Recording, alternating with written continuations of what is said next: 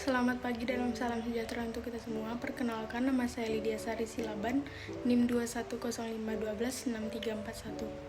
Mata kuliah Sejarah Masa Islam dengan dosen pengampu Bapak Nurdiansyah MPD. Baiklah, di sini saya akan membacakan dan menjelaskan hasil ujian tengah semester saya.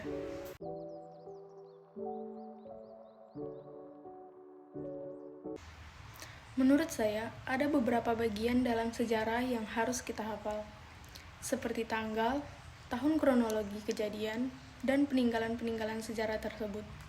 Contohnya seperti kapan Indonesia dijajah dan kapan Indonesia merdeka. Dan di luar dari tanggal dan tahun tersebut, materi-materi sejarah tidak perlu dihafal. Akan tetapi kita harus mengerti dan memahami. Kita ambil contoh seperti Perang Dingin. Kita harus memahami mengapa peristiwa ini terjadi dan seperti apa dampaknya.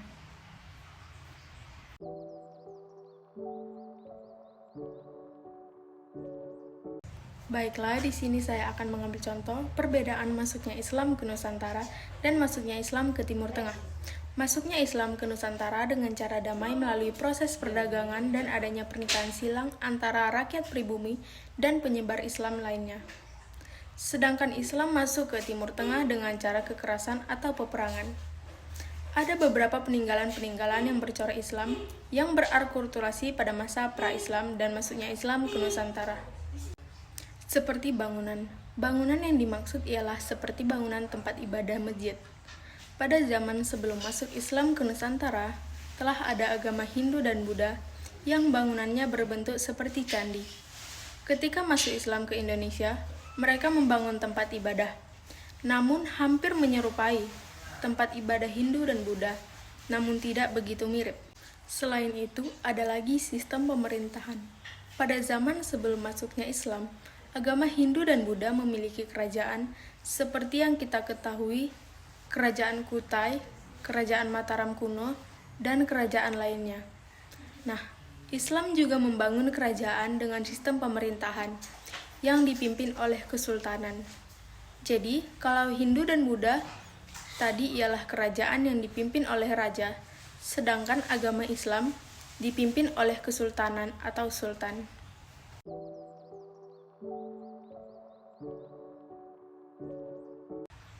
Ulama memegang peran penting dalam kerajaan. Dalam bidang hukum, ulama memegang peran sentral dalam menciptakan regulasi dan menilai kehidupan keagamaan.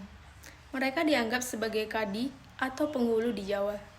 Selain itu, ulama juga disebut sebagai penasehat sultan dan memberi legitimasi politik di tengah rakyat yang pindah ke agama Muslim.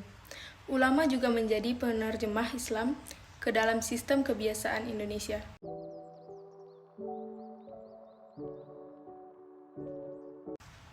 Agama Islam mulai masuk ke tanah Sumatera pada abad ke-7 Masehi, yang pada masa itu di Sumatera sudah berdiri kerajaan Buddha yang kita kenal yaitu Kerajaan Sriwijaya pada tahun 683 sampai 1030 Masehi. Akibatnya, proses masuknya Islam di Nusantara sedikit mengalami kesulitan. Kesulitan yang dialami ini karena sudah berdirinya Kerajaan Sriwijaya. Proses masuknya Islam ke Sumatera dipengaruhi oleh Aceh yang merupakan cikal bakal terjadinya penyebaran agama Islam di Nusantara. Islam masuk melalui jalur perdagangan yang dilakukan oleh saudagar Arab yang hilir mudik berdagang dari Mesir, Persia, Gujarat, dan Cina, melalui Barus Pansur yang terletak di ujung barat Pulau Sumatera. Kota Barus saat itu dianggap sebagai perkampungan tertua Islam di Nusantara. Di Barus ditemukan makam kuno di kompleks pemakaman Mahligai Barus, di mana terdapat batu nisan bertulis bahwa Syekh Rukunuddin wafat pada tahun 672 Masehi. Selain itu, terdapat pula makam Syekh Ushuluddin yang panjangnya diperkirakan sampai 7 meter. Hal inilah yang menguatkan jika komunikasi Muslim sudah ada pada masa itu di Barus. Hubungan yang lama terbina akhirnya melahirkan asimilasi keturunan Arab Aceh di sekitar ujung Pulau Sumatera, yang hasilnya adalah agama Islam lebih mudah berkembang begitu cepat di Aceh sejak abad ke-7 Masehi. Selain melalui jalur perdagangan, Islam masuk ke Sumatera dipengaruhi oleh kerajaan, wali, serta ulama-ulama yang pada saat itu sudah ada di Sumatera.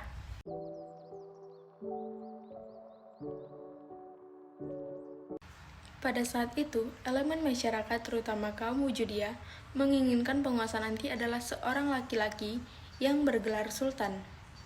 Mereka mengklaim bahwa pewaris sah masih hidup dan tinggal bersama mereka di pedalaman. Perang Saudara Aceh pecah ketika Masjid Raya Dalam terbakar di kota Banda Aceh dan kegaduhan dan ketidaktentraman. Menindaklanjuti pertikaian tersebut, Kadhi Manikul Adil semacam Mukti Agung Tegak Syah Abdurral Asinclean melakukan berbagai reformasi, terutama perihal pembagian kekuasaan dengan terbentuk 3 sagu. Hal inilah yang mengakibatkan kekuasaan kesultanan sangat lemah dengan hanya berkuasa penuh pada daerah Bibiwe atau kekuasaan langsung semata. Perang saudara ini terjadi karena perebutan kekuasaan.